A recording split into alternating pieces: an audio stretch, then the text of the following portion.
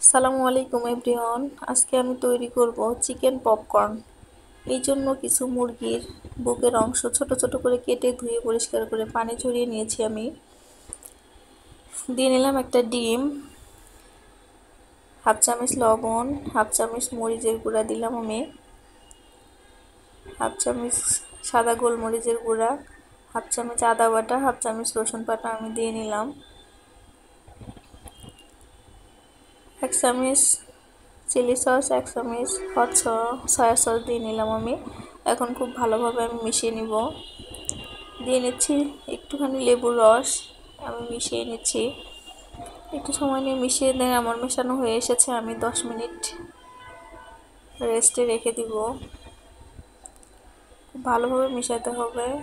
আমি ম্যারিনেট করে রেখে দিলাম 10 মিনিট। এখন আমি ময়দাটা রেডি করব। প্রথমে নিয়ে নিলাম 1 কাপ ময়দা, হাফ কাপ কর্নফ্লাওয়ার, হাফ চামচ লবণ, হাফ চামচ মরিচের গুঁড়া দিয়ে আমি ভালোভাবে মিশিয়ে নিব।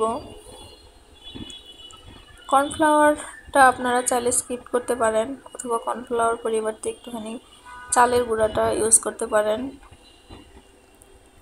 আমি ভালোভাবে মিশিয়ে নিচ্ছি। আমার মেশানো হয়ে এসেছে। আমি চুলাতে প্যান বসিয়ে দিব, তেলটা দিয়ে নিব গরম হওয়ার জন্য। এখন ম্যারিনেট করা চিকেন পিসগুলো আমি ময়দার ভিতরে কোটিং করে নিব। কোটিং করে নিচ্ছি আমি, একটু চাপ দিয়ে কোটিং করে নিব আমি, এবং ঝাঁকি দিয়ে এক্সট্রা ময়দাটা ফেলে দিব।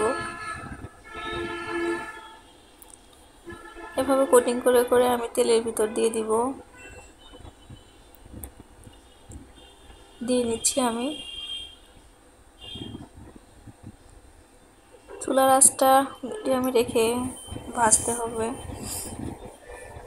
আমি বাকি চিকেন পিসগুলোকে কোটিং করার জন্য দিয়ে নিচ্ছি। একটু চেপে চেপে আমি কোটিং করছি। অন্যদিকে এক পাশটা হয়ে এসেছে পপকর্নগুলো, আমি উল্টে দিচ্ছি।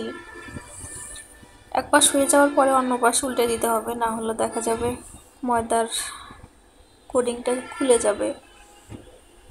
আমার হয়ে এসেছে। একবার আমি নামিয়ে নিচ্ছি।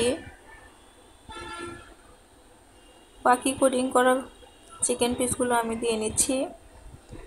এভাবে আমি ভেজে নিব। চুলার আঁচটা মিডিয়ামে দিয়ে ভাজতে হবে, খুব বেশি সময় লাগবে না। 2 থেকে 3 মিনিটের ভিতরে আমার চিকেন পপকর্নটা ভাজা হয়ে যাবে। হয়ে এসেছে, আমি তুলে নিয়েছি। মাশাআল্লাহ, কালারটা কিন্তু সুন্দর হয়েছে। এটা বাচ্চাদের অনেক পছন্দের একটা খাবার, খুব সহজেই তৈরি করে নেওয়া যায়। টিফিনে বাচ্চাদের দিলে বাচ্চারা খুব পছন্দ করবে। আশা করি রেসিপিটি আপনাদের ভালো লেগেছে। সবাই ভালো থাকবেন। আল্লাহ হাফেজ।